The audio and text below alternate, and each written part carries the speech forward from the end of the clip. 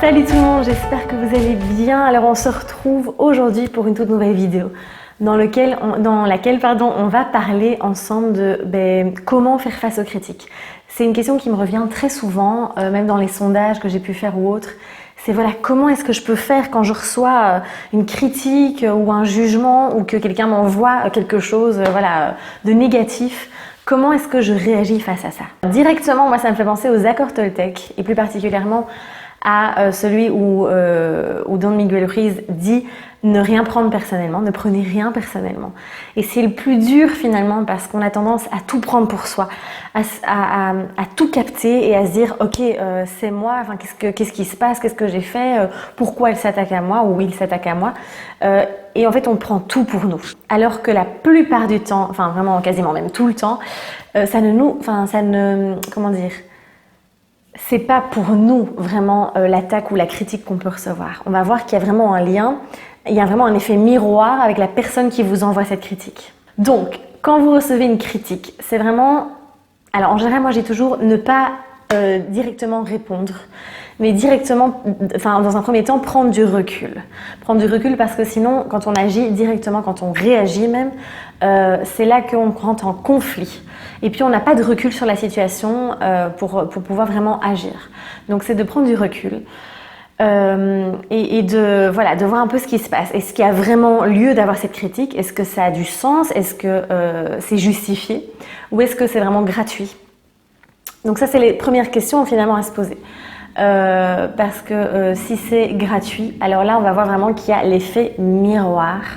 L'effet miroir, c'est vraiment en fait de se dire que quand quelqu'un vous envoie une critique, souvent c'est que ça ne vous appartient pas, ça lui appartient. C'est qu'il y a un mal-être chez cette personne. Donc quand elle vous envoie ça, c'est que c'est son propre mal-être en fait qui est là. Et elle va vraiment finalement réagir sur vous alors que ça réveille des choses en elle aussi. Donc c'est important d'être conscient de cet effet miroir parce que ça va vous permettre de lâcher prise. Moi ça m'a vraiment changé ma vie et ma perception par rapport à ça. Quand je me fais critiquer, quand je vois par exemple parfois il y a des commentaires sur YouTube qui sont pas toujours bienveillants, ça c'est sûr. En fait je le prends pas pour moi parce que je me dis voilà il y a un mal-être certainement chez cette personne et attention on n'est pas dans le jugement.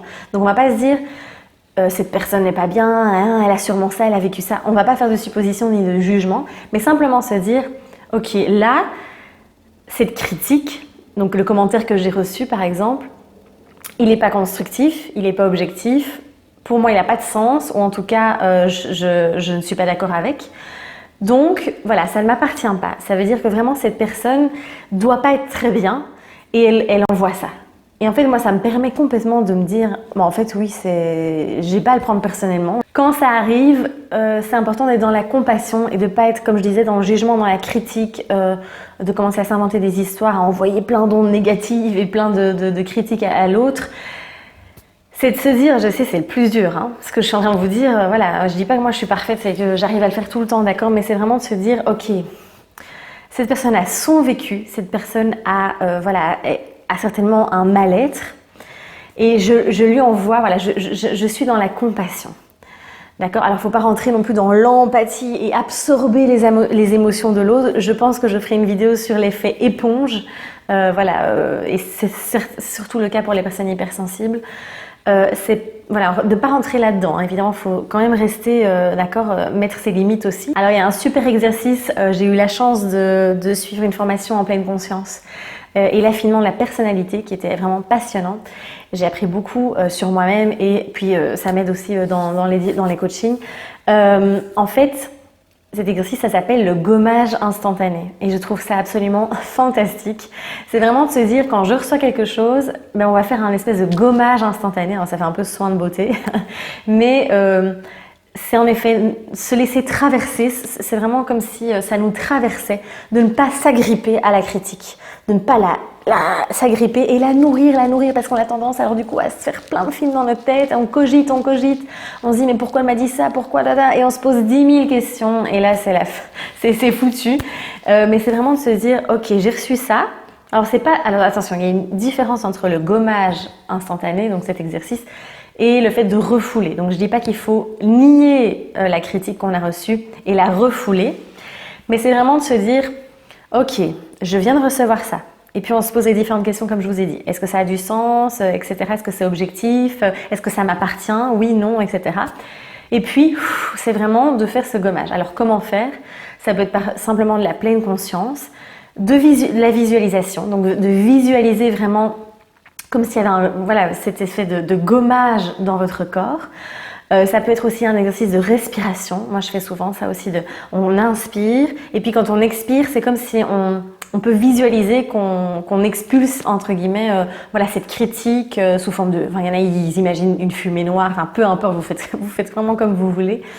Mais voilà, il y a plein de petites techniques comme ça qui vont permettre vraiment de directement extérioriser et vous libérer finalement de cette critique. Alors dans le titre de la vidéo, j'ai mis comment faire face aux critiques parce que c'est souvent la question qui me revient le plus souvent.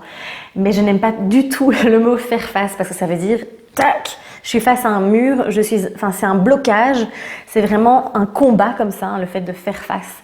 Mais moi je dirais plutôt comment se laisser traverser par les critiques. Donc c'est vraiment...